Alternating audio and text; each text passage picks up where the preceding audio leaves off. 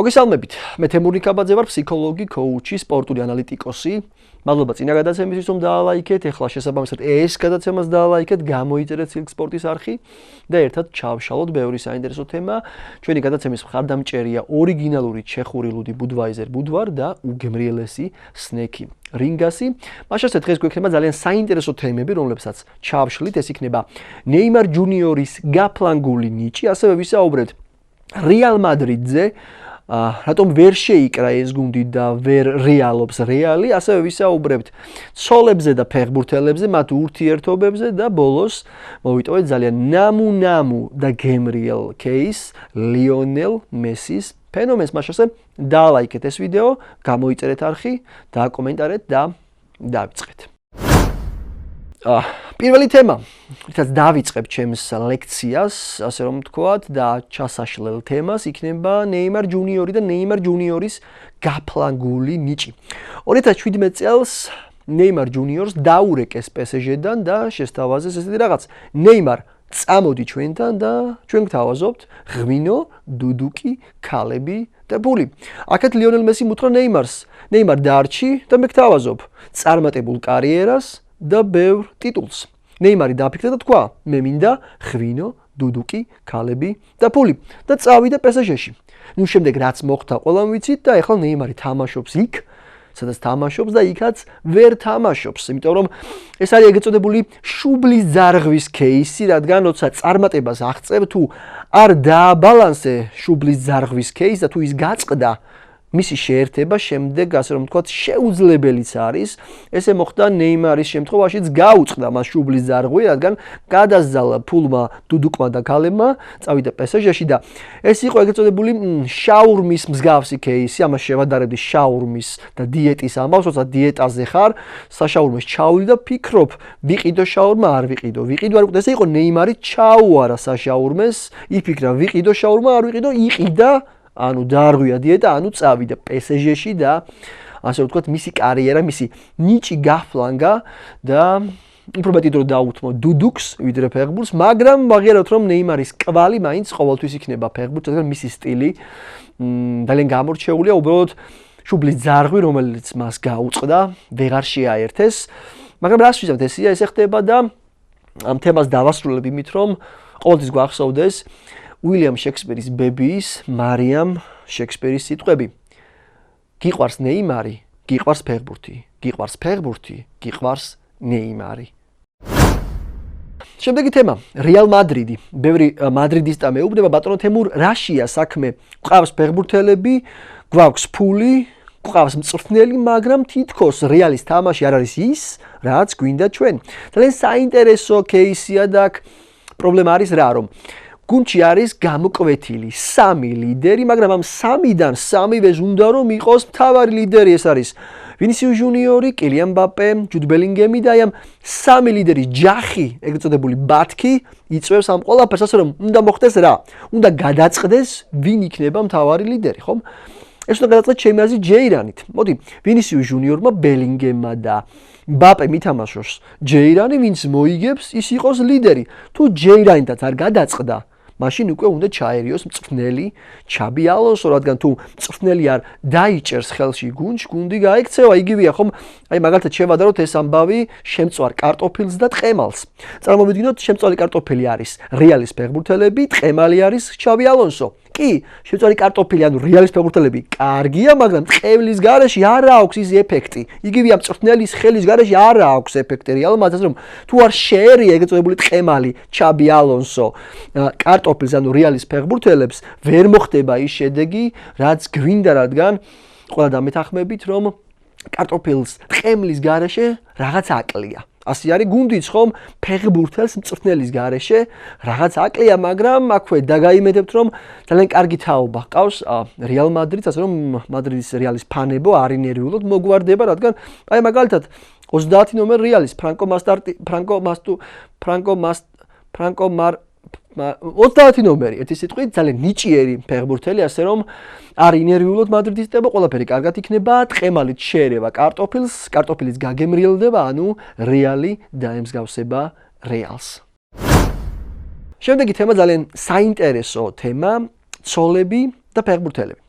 და მეთანხმებით ძალიან საინტერესო кейსია, რადგან ფეხბურთელისთვის კარგი და შესაბამისი მეორე ნახევარი არის უმნიშვნელოვანესი, რათა გქონდეს კარგი კარიერა, ხო? იმიტომ რომ როცა ოჯახში დალაგებული გაქვს საქმე, შემდეგ უფრო მშვიდად გადიხარ მოედანზე და აკეთებ იმას, რაც უნდა გააკეთო, მაგრამ გვაქვს ცუდი кейსებიც, მაგალითად ავიღოთ მაურო იკარდის და ვანდა ნარას кейსი, ხომ? აი, სულ სკანდალები, სულ ჩხუბი, ტოქსიკურობა, რამაც გამოიწვია ის, რომ დღეს მაურო იკარდი თამაშობს თურქეთში.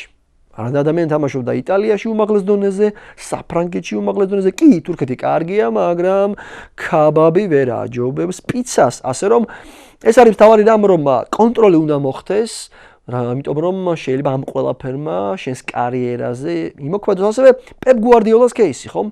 სანამ პეპ გუარდიოლას დაშორდებოდა ცოლი, მანჩესტერ სიტი თამაშობდა იდეალურად. როგორც დაშორდა, მანჩესტერ სიტის საქმე წავიდა უკან. რა მოხდა აქ, ხომ? როგორც რობოტული ტაქტიკა აქვს პეპს მოედანზე, ისეთივე რობოტული ტაქტიკა ჰქონდა ოჯახში. ანუ ცოლის მიმართ იყო რობოტული ტაქტიკით. ეს არ მოეწონა მის ცოლს და გაშორდა, როგორც არ მოეწონა გრილიშს პეპის რობოტული ტაქტიკა წავიდა გუნდიდან, ასე რომ უნდა მისცე თავისუფლება ფეხბურთელსაც, ცოლსაც, რათა არ გაუჩნდეს რაღაც შეზღუდვები, როცა ჩდება შეზღუდვები ოჯახშიც და მოედანზეც, იწყება პრობლემა, ასე რომ თუ შენ რობოტულად იქცევი, მიიღებ რობოტულ შედეგებს, ასე რომ ყოველთვის მიეცით თავისუფლება თქვენს ადამიანებს, ყოველთვის მიეცით არ ჩარჩოები მოაშორეთ, ჩარჩოები მოაშორეთ, რადგან ეს იქნება დამღუპველი და ყოველთვის გახსოვდეთ, რომ თუ სიყვარული ბრუნვადია, ესე იგი იქ თავისუფლებაა. თუ თავისუფლებაა, სიყვარული ბრუნვადია. და დღეისათვის ბოლო ჩასაშლელი თემა ლიონელ მესის ფენომენი, ლიონელ მესი, რომელიც ამდენი წელია დგას უმაღლეს საფეხურზე და ამდენი წელია ამართლებს მისი გულშემატკივრების იმედს, მეც ლიონელ მესის გულშემატკივარი ვარ და დამეთანხმებით, რომ ლიონელ მესის ყველა გოლი ჰგავს პირველ კოცნას, რომელიც არასოდეს არ გავიწყდება. ლიონელ მესის ყველა ჯარიმა ჰგავს ხინკალს, რომელიც შეჭამე და მისი გემო არასოდეს გავიწყდება. ლიონელ მესის ტირილი 2014 წელს მსოფლიო ჩემპიონატის ფინალში გავდა ტილს, როცა დაგშორდა ადამიანი და შენ ყოფილს მის ტირი განიცდი. იგივე იყო თასთან დგარი ლიონელ მესი, რომელიც მის ყოფილს მისტირო და იყო ბულინგი, რომ ლიონელ შენ ვერ იგებ თასებს, ნაკრებში შენ იგებ თასებს, ხოლო გუნდში, რადგან შენ ყავს ინიესტა, შენ ყავს ჩავი და ამიტომ იგებ გუნდში თასებს, მაგრამ ნაკრებში ფაფუ. ლიონელ მესი ადგა 2022 წელს წავიდა მსოფლიო ჩემპიონატზე, მოიგო მსოფლიო ჩემპიონატი და ბაირამ დუდუკში გაუკეთა ერთი რაღაც ჰეითერებს, ასე რომ ყოველთვის დააფასეთ და ისიამოვნეთ ლიონელ მესით სანამ ის თამაშობს, რადგან როცა ლიონელ მესი კარიერას დაასრულებს, მოგვიწევს ჰარი მაგუაიერის, მარტინ ბრეითვეიტის და ონანას თამაშების ყურება, რაც მეწმუნეთ ძალიან რთული ამბავი, ასე რომ სანამ თამაშობს ის ისიამოვნეთ და პირდაპირ რომ თქვა ლიონელ მესი არ არის მხოლოდ ფეხბურთელი, ის არის მოტივაცია. მოტივაცია ჩემთვის, მან მე მომცა მოტივაცია, რომ ამდგარიყავი, ფარცხანაყარევიდან წამოვსულიყავი და მოვსულიყავი იქ, სადაც ვარ დღეს, სილ სპორტში, ასე რომ გამოიწერეთ ეს არხი, დაალაიქეთ ეს ვიდეო, დააკომენტარეთ და ყოველთვის გახსოვდეთ, რომ თუ ლიონელ მესი, ესე იგი მოტივაცია. თუ მოტივაცია, ესე იგი ლიონელ მესი. დიდი მადლობა. საინტერესო თემები ჩავშალეთ, ეხლა უკვე გადავიდეთ ჩემი გადაცემის მეორე ნაწილს, სადაც საინტერესო პროგნოზებს შემოგთავაზებ და იმედი მაქვს, რომ ამ კვირაშიც დაგეხმარებით. მაშინზე გადავიდეთ ჩვენი გადაცემის მეორე ნაწილზე, სადაც მე გთავაზობთ ხოლმე პროგნოზებს და ისეთ პროგნოზებს, რომელიც 99.9%-ით მართლდება. წინა გადაცემაში მე გითხარით, რომ ქუთაისში ქარი იქნებოდა და მართლაც ქუთაისში წინა კვირაში ქარი იყო. მაშინზე გადავიდეთ დღევანდელი დღის და ასე რომ ვთქვათ, დღევანდელი კვირის პროგნოზებზე, ესე იგი ჩამოვწერეთ თქვენთვის სპეციალურად. მოკლედ, ამ კვირაში ბარსელონას მოგებაზე გირჩევთ, რომ გააკეთოთ აქცენტი, რადგან როგორც გავრცელდა ინფორმაცია, ლამინ იამალი დაშორდა შეყვარებულს, ეს იმას ნიშნავს, რომ მას თვალები დაწმენდილი აქვს და სრული კონცენტრაცია ექნება თამაშზე, ასე რომ ჩემი აზრით ლამინი გაიბწყინებს, თან თვალების დაწმენდა ხომ ადამიანს უბიძგებს წარმატებისკენ, ასე რომ ბარსელონას მოგება ამ კვირაში არის თითქმის გარდაუვალი და გირჩევთ, რომ ეს კუში გამოიყენოთ. შემდეგი. ასევე კარგი პროგნოზი მაქვს კოლუმბიის ჩემპიონატიდან. მოკლედ მასონდოს და სიუდად მედელინის მატჩი სიუდად მედელინის 9 ნომერი ფეხბურთელის ფეხში დაჭრა. იმიტომ რომ წინა თამაშზე, როცა ამ გუნდებმა ითამაშეს, 9 ნომერი მოწევდა გუნდის მცველს ეჩხუბა, ხელიც გაარტყა როგორც ვიცი, ის მცველი არის კოლუმბიური კარტელის მაფიის ბიძის შვილი, რაც იმას ნიშნავს, რომ ეს ფეხბურთელი აუცილებლად მოვა ამ თამაშზე იარაღი და სადღაც 65 წუთზე სავარაუდოდ ფეხში დასჭრის სიუდადის თავდამსხმესაც რომ გამოიყენეთ ეს კუშიც მერწმუნეთ კოლუმბიის ჩემპიონატ ძალიან კარგად ვიცნობ. შემდეგი რაც გვაქვს მანჩესტერ სიტის ამ კვირაში არ მოგება, რადგან არის ასევე ინფორმაცია რომ პეპ გვარდიოლას ყავს საყვარელი.